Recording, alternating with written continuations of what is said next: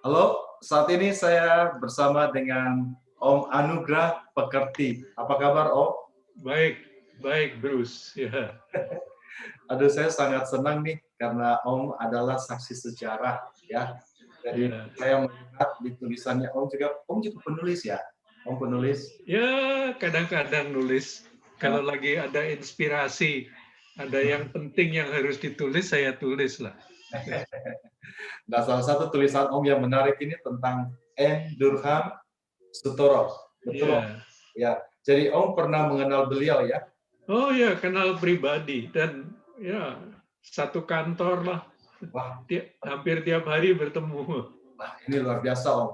Karena putra beliau menjadi presiden kita di Amerika, Presiden Barack Obama, ya. Ya, ya, Dan tentu ada keterikatan Obama dengan masyarakat Indonesia. ya, Mamanya yaitu Andrew Sutoro ini menikah dengan orang Indonesia, ya Om ya. Ya. ya, ya, Tapi sosok beliau cukup misterius. Walaupun saya lihat memang itu ada sempat dalam bahasa Inggris oleh Maya sendiri ya. ya. Tapi mungkin dari cerita orang-orang teman-temannya itu banyak yang tidak ada yang tahu. Itu belum ada ya. Jadi kita bisa mendengar hari ini ceritanya Om, Om kenal di mana, kira-kira bagaimana sosok pribadinya, apa yang diperbuat oleh beliau, apa yang Om tahu, kisah-kisah pribadi tentang beliau dengan Obama. Waktu itu mungkin masih kecil, mungkin Om sempat lihat Obama waktu kecil. Om Ya, ya. ya. Silakan Om, saya berikan forum ke Om. Ya, jadi saya kenal N Ya, waktu saya bergabung dengan Sekolah Tinggi Manajemen PPM oke. di Jakarta Ya. tahun 1968. Oh, tahun 68 ya. Tahun 68, ya. Jadi sekolah itu adalah sekolah manajemen pasca sarjana di Indonesia yang pertama. Oh, gitu. Ya, didirikan tahun 67, tapi mulai kuliah tahun 68. Oke. Jadi saya bergabung dengan sekolah itu Iya. 6 bulan sesudah didirikan. Dan waktu itu mahasiswa yang ikut serta dalam program Master of Business Administration waktu itu disebutnya, Ya. itu semua mendapat pelajaran bahasa Inggris. Oh, Gitu. gitu. Dan pelajaran bahasa Inggris itu yang mengajar N. Oh, gitu. Jadi N adalah guru bahasa Inggris dalam program MBA pertama di Indonesia. Menarik tuh. Program MBA pertama di Indonesia, N ini adalah guru bahasa Inggrisnya. Guru bahasa Inggrisnya. Oke. Terus? Nah, sekolah kami itu punya departemen bahasa Ya. yang mengajarkan bahasa Inggris dan bahasa Indonesia. Ya. Bahasa Indonesia diajarkan terutama untuk orang-orang asing yang datang ke Indonesia untuk berbisnis. Jadi kami departemen bahasanya itu mengkhususkan diri dalam mengajar bahasa Indonesia untuk bisnis atau bahasa Inggris untuk bisnis gitu. Kan itu tergantung dari vocabulary-nya dan sebagainya. Kosakatanya harus khusus kalau mengajar untuk bisnis. Nah, N ini adalah pengajar bahasa Inggris pertama di sana. Nah, itu terus. Jadi kami mengenal. Dan waktu itu, waktu dia mulai mengajar bahasa Inggris di sekolah kami, itu Barack Obama masih sekolah di Indonesia. Oh, gitu. Kami kenal dia dengan nama Barry waktu itu. Malah belum punya adik waktu itu ya. Oh, Waktu masih umur berapa kira-kira? Dia di Indonesia itu selama 4 tahun mulai umur 7 atau 8 gitu. Jadi, dan karena ibunya itu mengajar di tempat kami,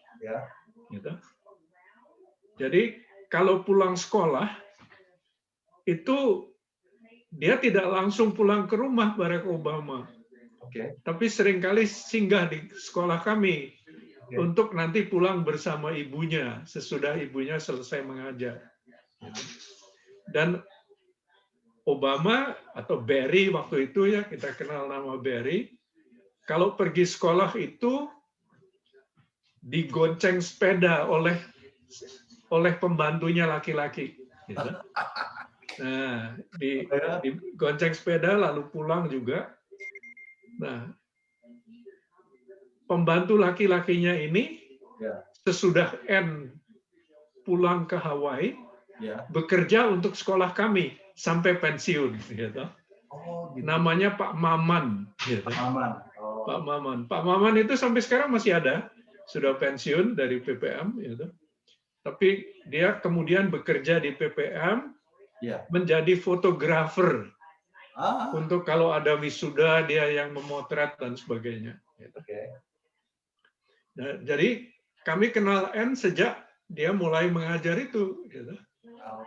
Dan karena dia di Departemen Bahasa Inggris di Sekolah Tinggi PPM itu, Sekolah Tinggi Manajemen PPM itu, kepalanya itu Anton Hillman namanya.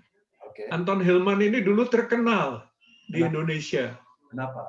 Karena dia mengajar bahasa Inggris di televisi. Jadi kalau orang-orang yang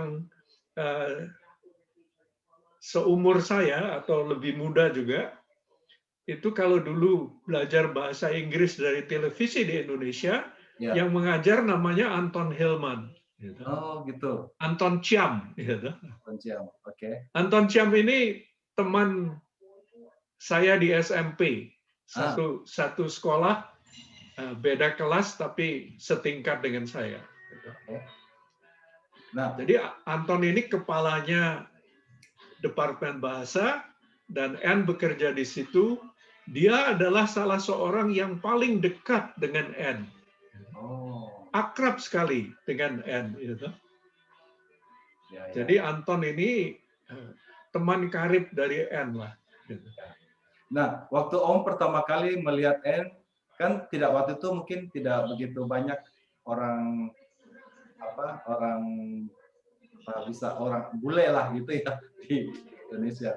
Masih sudah cukup banyak atau agak jarang atau bagaimana? Ya, tidak sebanyak sekarang, tapi cukup. Tidak asing lah. Tidak asing, jadi kalau orang putih itu tidak asing. Ya. Karena direktur Sekolah Tinggi Manajemen yang pertama juga orang Belanda yang jadi warga negara Indonesia. Gitu. Jadi kami kenal N. Dan kami kagum karena N itu pindah ke Indonesia pada waktu Indonesia terkenal sebagai tempat yang diperkenalkan oleh film Living Dangerously begitu ya. Itu mungkin itu tahun 67-an gitu Om, Living Dangerous. Iya, itu kan istilah dangerously itu kan istilahnya Bung Karno, vivere pericoloso. Gitu. Jadi waktu itu basically masyarakat Indonesia tidak cukup bersahabat dengan orang kulit putih karena dianggap diasosiasikan yang penjajah ya waktu itu ya. Iya, Bung Karno kan mengatakan vivere pericoloso itu kan hidup dengan nyerempet bahaya gitu kan. Itu semboyan Bung Karno itu. Oh gitu. Ya, jadi judul film itu sebenarnya meminjam istilah Bung Karno. Nah, saya tuh wondering.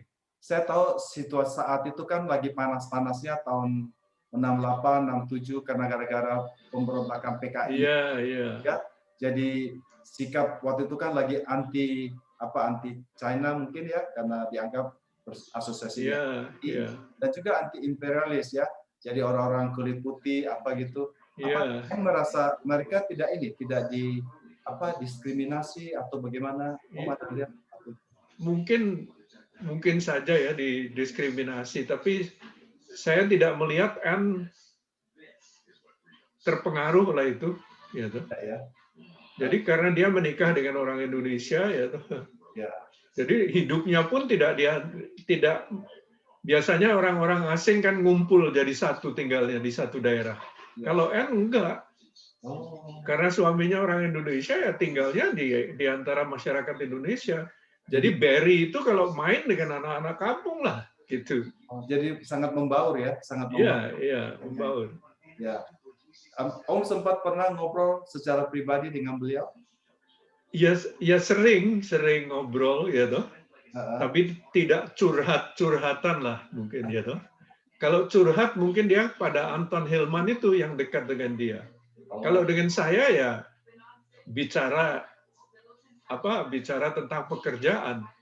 Karena di sekolah kami itu ada kebijakan ya, ada policy. Semua komunikasi yang berbahasa Inggris sebelum keluar dari sekolah harus disunting, diedit oleh N gitu. Oleh native speaker. Itu adalah kebijakan kami sejak awal. Jadi kalau ada brosur yang keluar dalam bahasa Inggris, sebelum dicetak harus melewati N. Kalau saya kirim surat, misalnya pada rekan di Amerika atau di Eropa dalam bahasa Inggris, sebelum dikirim juga harus disunting oleh N. Jadi ya kami bekerja dalam hubungan itu. Saya kalau menulis laporan ya laporan dalam bahasa Inggris harus disunting oleh N sebelum boleh dipublikasikan.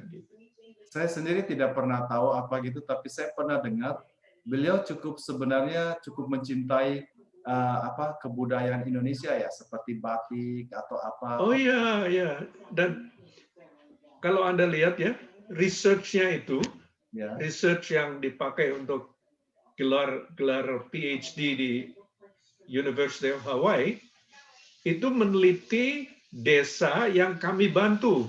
Jadi PPM dulu punya program membantu pengusaha kecil, ya tak? Dan research N ini dilakukan di desa Ceper namanya di Jawa Tengah. Itu desa yang penduduknya sebagian punya bisnis untuk besi cor, foundries. Nah, kami membantu desa itu. Membantu mereka dengan manajemen keuangan, misalnya perusahaan kecil, tapi terutama membantu dengan pemasaran, dengan marketing, gitu. Karena desa itu kan desa yang tidak kenal marketing lah. Ya. Jadi salah satu yang kami usahakan untuk desa itu, kami mengirim seorang desainer seorang desainer dengan seorang artis untuk keliling Eropa mengambil gambar-gambar rajek besi di Eropa dengan desain itu ya yang macam-macam. Kemudian pulang ke Indonesia, desainernya itu membuat basic design untuk rajek besi macam-macam gitu supaya bisa dipakai oleh para pengrajin di desa Ceper. Jadi beliau membuat disertasi doktornya itu tentang desa Ceper, gitu ya? Iya. Dan itu disertasinya kan antropologi dia. Gitu. Nah, waktu Om melihat, jadi Om sempat melihat si Barak kecil nih ya, yang masih naik sepeda, digonceng pembantunya. Apa kisah? Saya waktu itu mungkin tidak terlalu diperhatikan barangkali karena seperti anak-anak umumnya, tapi tentu kan beliau kan masih ada turunan dengan Afrika apa gitu. Menurut Om beliau mengalami diskriminasi nggak?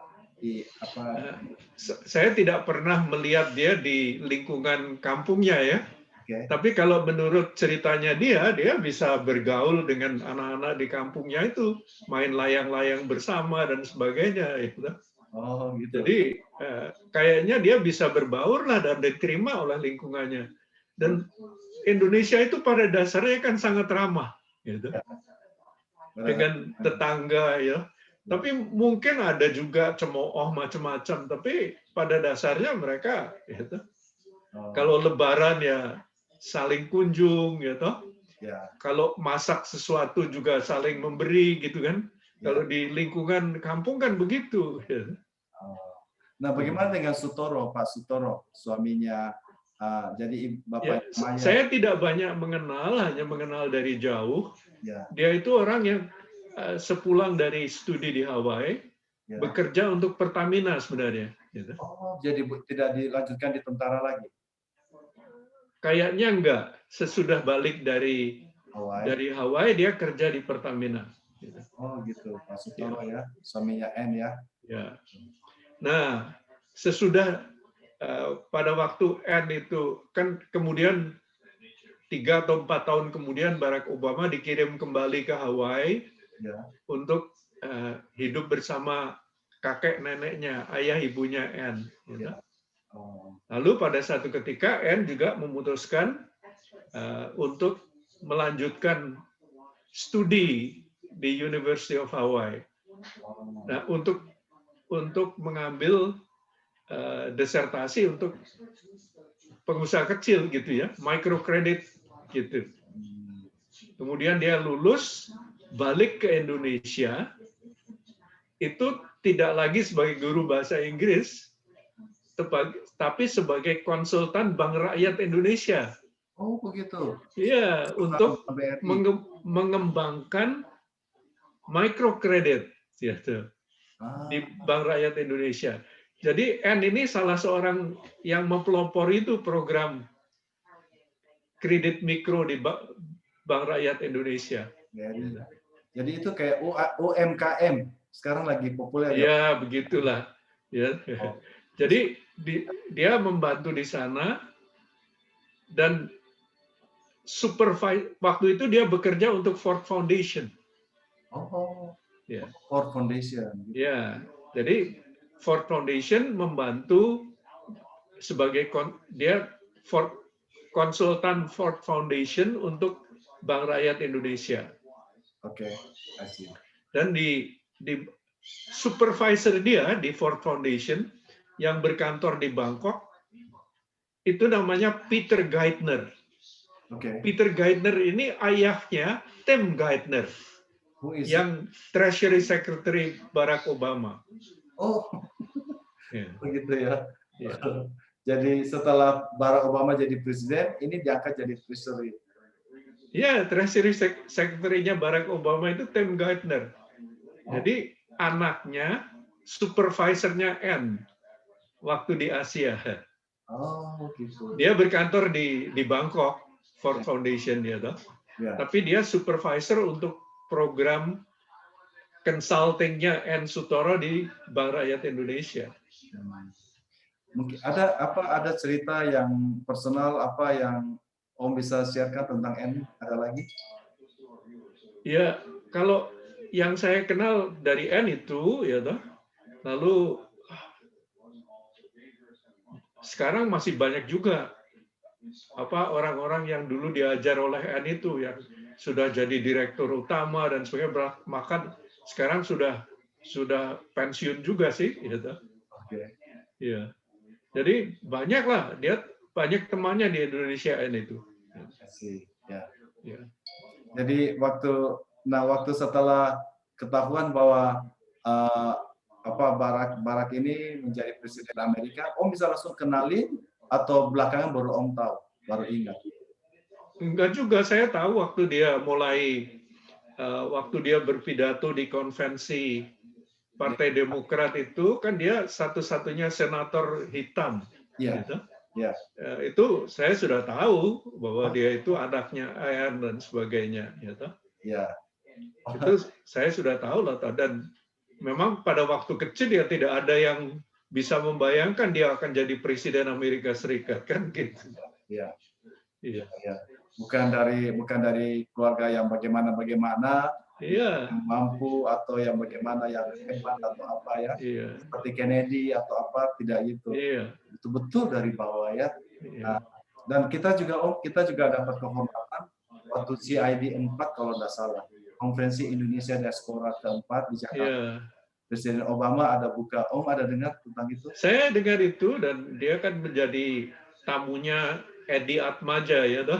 Ya Pak Edi Sari Atmaja. Iya, jadi Edi orang kaya lah ya toh yang bisa membiayai itu, karena kalau mendatangkan Barack Obama itu mahal tuh ya toh. Harus pakai pesawat khusus, harus ada Secret Service ya toh. Semua, jadi wah, dana besar itu ya toh. Ya. Kalau ada orang sekarang yang mau mengundang Barack Obama, saya waktu itu ada orang juga yang mau berusaha mengundang dia ya toh. Ya. Dan kami dalam pertemuan dengan Maya juga waktu itu hadir. Dia bilang, don't do it. It's too expensive and too difficult. Adanya si Maya yang bilang. Yeah, too difficult, too expensive and too difficult. Gitu. Kalau Mayanya sendiri masih bisa tak diundang? Om kenal baik sama Mayanya juga. Oh bisa, kalau Maya bisa diundang. Oh gitu ya. Belum lama dia ikut dalam acara Permias dia. Ah, ya. Virtual, ya toh. Jadi Permias itu punya mentorship program di Amerika. Saya juga mementori 2 mahasiswa. Kemudian waktu itu program itu berlangsung 3 bulan sesudah selesai. Pembicara tamunya waktu kita menutup program itu Maya. Maya di Hawaii dan sekarang bekerja untuk peace building terutama. Oh sekarang Maya tinggal di Hawaii. Dulu sempat. Oh ya, dia mengajar di Hawaii. Dia dosen di University of Hawaii. Oke, sekarang ini. Iya. Dan dia punya foundation sendiri untuk conflict resolution dan peace building. Oh masih rutin ketemu dengan Maya? Saya nggak ketemu, tapi saya kontak lah. Oh kontak-kontak ya? Ya, kontak-kontak. Dan dia juga tentang beliau boleh. Kalau Bruce berminat untuk kontak dengan Maya, saya bisa perkenalkan Bruce ke Maya, lalu selanjutnya Bruce ambil inisiatif sendiri lah. Nanti saya tanya Maya dulu, boleh nggak saya berikan nomornya, contact information-nya ya pada Bruce. Kalau dia bilang oke, saya berikan nanti. Oke, ya. Saya sempat ketemu dengan ayah mertuanya, dengan iparnya, kontrak punya adik ya. Dan mereka cerita saya kalau mereka dari orang Teochew dari Malaysia ya. Cerita saya pakai. Tapi suaminya itu kan warga negara Kanada tadinya sudah. Walaupun asalnya dari Malaysia kan. Dan saya tahu bahwa Maya ini sangat disayang sama Barack Obama, kakaknya ya. Iya. Makanya waktu dia jadi presiden, Maya dengan suami ini katanya tinggal kerja di museum di Washington DC, tidak jauh dari White House. Iya. Ketemu ya. This is very nice. Sekarang Maya aktif juga di Barack Obama Foundation. Ya. Saya juga termasuk ke situlah. Saya kontak-kontak selalu dapat informasi dari Barack Obama Foundation. Gitu. Ya. Jadi rupanya itu menurun Om ya. Jadi mungkin dari ibunya, mamanya itu memang sangat tertarik untuk hal-hal yang seperti membangun orang kecil, memperhatikan mereka. Jadi kayaknya menurun ke anak-anaknya. Iya. Dan kalau saya lihat, walaupun saya tidak tahu langsung ya, tapi kalau mendengar ceritanya bahwa dia menikah dengan mahasiswa Afrika waktu dia umur 19 tahun pada tahun 62 itu luar biasa. Ya. Luar biasa itu Karena tahun 63 itu gereja masih dibakar Maksudnya Om itu gereja orang hitam dibakar oleh orang itu kan? Ya. Jadi rasisme di selatan di Amerika kan dia di Hawaii tapi kan di Amerika juga itu Ya. Walaupun mungkin kalau di Hawaii konteksnya agak beda tidak seperti di negeri-negeri di negara bagian selatan Di New Orleans atau Alabama betul. Ya Missouri di semua lah Jadi saya mengalami tahun 63 itu sendiri. Ceritain kenapa Om alami apa nih tahun 63? Iya kan karena saya ikut demonstrasi dengan Mahalia Jackson dan sebagainya Om ikut demonstrasi di mana? Di Amerika? Di Trenton ya. Saya waktu itu belajar di Princeton Seminary, Ah, gitu. Lalu saya mau menjadi anggota gereja, saya pilih anggota gereja hitam di Princeton. oh gitu. Karena di Princeton ada 3 gereja Presbyterian waktu itu. First Presbyterian itu Orang putih. upper class, Oke. white, gitu. Ya, Lalu ada Second Presbyterian Church, ya, itu middle class white. ya. Lalu ada yang namanya Witherspoon Street Presbyterian Church, Ya. itu orang hitam Oh, dan a sprinkle of whites, gitu. oh, Civil rights advocates, gitu. Nah, saya milih di situ. Salah satu kegiatannya kan marching on cities untuk civil rights. gitu ya. Jadi Ya, termasuk salah satu, tidak banyak orang Asia yang ikut join gereja itu pasti ya. iya, Saya tidak ada. Saya waktu itu satu-satunya lah, gitu. luar biasa. Lalu saya ikut demonstrasi Hah? The March on Trenton. Ah, Trenton itu di New Jersey kan? ya. Dan yang memimpin march itu adalah Mahalia Jackson. Oh, Mahalia Jackson Ya, itu Mahalia. penyanyi spiritual yang sangat terkenal di Amerika. Oh gitu ya, Mahalia Ya. Jackson. Ya. Mahalia Jackson, ya. Ah, jadi waktu itu belum ada ini ya, siapa namanya? Martin Luther itu waktu itu Sudah, tapi kan Martin Luther King kan di selatan. bisa. Oh ini Ini kan di New Jersey. berarti di daerah dekat New York. Ya, di Princeton lah, di Princeton. Ya. Oh. Ya. Jadi jemaatnya itu semua orang-orang hitam, wanita pakai topi besar, pakai fan, preaching. Iya. Kayak begitu ya. Iya. Saya pernah hadir ke gereja orang hitam. Ya semua pada ya, saya juga heran. Iya. Ini ada orang matanya sipit di sini. Tapi sangat menarik sih. Jadi ibu wanitanya pakai topi hitam, terus pakai kipas gitu. Sampai ini, ayo preaching gitu sangat. Gerejanya kayak gitu Om, waktu itu. Kalau di gereja kami ya, karena Presbyterian tidak seramai itu. Gitu. Kalau di gereja mungkin di gereja Baptis itu. Kalau di Presbyterian Church itu kan lebih kalem ya, lebih kalem. Presbyterian kan nggak boleh rame-rame. Gitu. Ya, benar Om. Jadi Om sempat sendiri ketemu Obama nggak? Kalau sesudah jadi presiden enggak, sesudah dewasa enggak. Tapi ya saya bertemu waktu dia di Indonesia lah, waktu dia masih kecil. Oh gitu ya. Ya saya ini tidak suka bertemu pejabat. Oh gitu. I see. Ya Om, terima kasih banyak Om udah sharing ini tentang Anne Dunham Sutoro. Sutoro, ya. Merupakan ibu dari Maya Sutoro. Dan Maya Sutoro ini sebenarnya juga secara ini adalah diaspora Indonesia. Karena kebanyakan adalah orang Indonesia ya. Jadi one of diaspora Indonesia. Jadi Barack Obama itu punya saudara di Indonesia lah. Of course. Saudara seibu. Ya, katanya Barack Obama ini adalah diaspora Indonesia. Maya Sutoro definitely adalah diaspora Indonesia. Terima kasih Om untuk waktunya. Lengkap kita ngobrol-ngobrol tentang Bung Tomo atau tentang waktu bagaimana Om situasinya waktu Om sendiri saksi mata. Saya kan belum lahir waktu itu.